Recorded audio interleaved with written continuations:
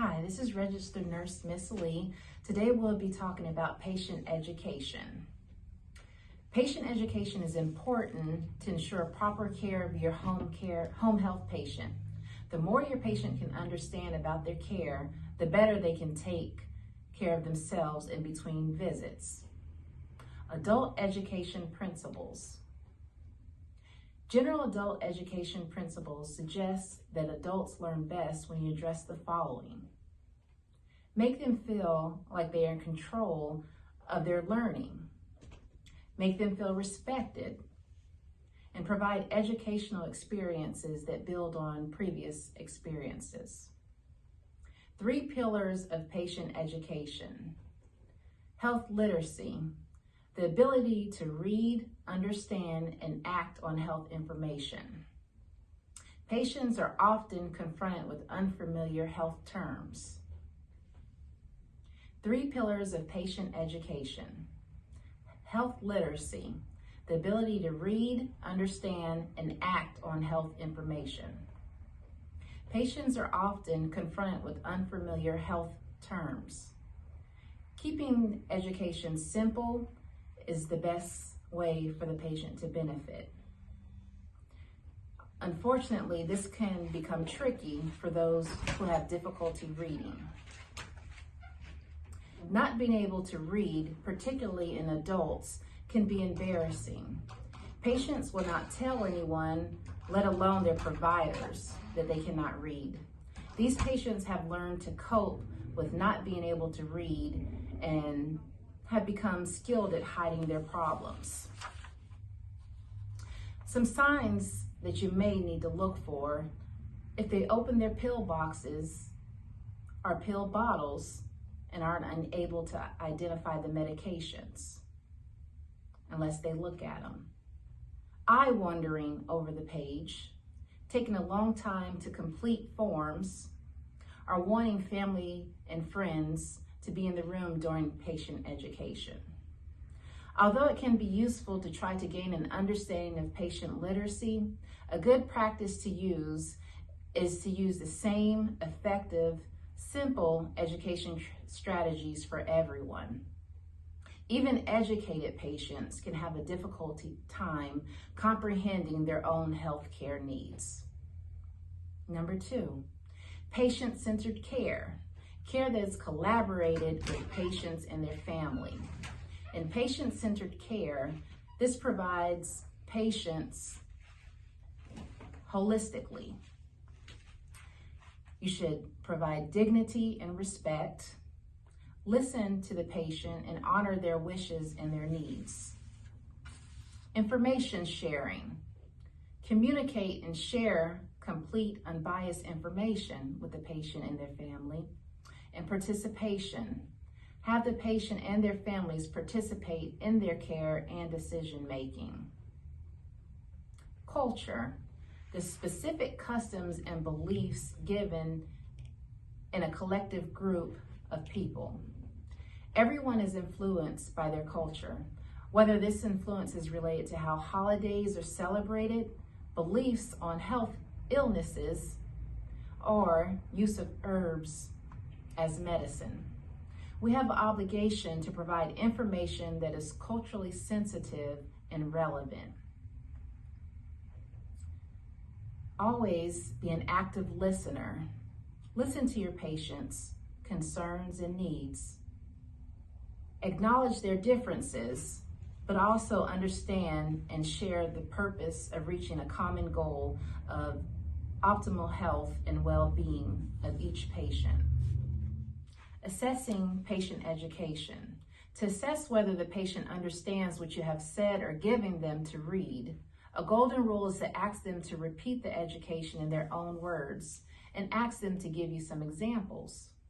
For example, if you've given a patient some pamphlets with pictures on breathing exercises, ask them to try the exercises with you. If you provide nutritional information, ask the patient to think of what they're going to eat for the day, snacks, meals, whatever is beneficial to their health that you guys discuss. I'm going to go through a couple of scenarios and provide the answers. Scenario 1, a 64-year-old man who was recently told by his physician that he needed to begin taking insulin for his diabetes is afraid of needles. He has had diabetes 20 years and doesn't think that the new plan is necessary. He is very concerned about administering his own injections. The provider responds by instructing the patient and the family. How would you change these patient education scenarios? A 64-year-old man was recently told by his physician that he needed to begin taking insulin for his diabetes, and he is afraid of needles. He has had diabetes for 20 years and doesn't think the new plan is necessary. He is very concerned about administering his own injections. The provider responds by instructing the patient on the physiology of diabetes because she believes the foundation for diabetes education is to understand how the illness works. On scenario 1, areas of improvement include, although the provider offered education, she did not address the patient's fear of needles or address his understanding. It's likely he didn't listen to anything she said. Instead, she could have explained to the patient why the insulin is important and why it needs to be injected. Reassure him that needles don't hurt that much and that anyone can learn to do injections themselves. She should have also affirmed that he will get used to it over a period of time. The provider could also go over injection techniques and how the patient should mimic them, or have the patient explain in his own words what has changed with his diabetes and why now he should be taking insulin. Scenario 2. Mary is a 76-year-old former English literature professor with chronic COPD. She is underweight and malnourished. At one of her first home care visits, the provider gives her educational pamphlets on breathing exercises that includes text and pictures.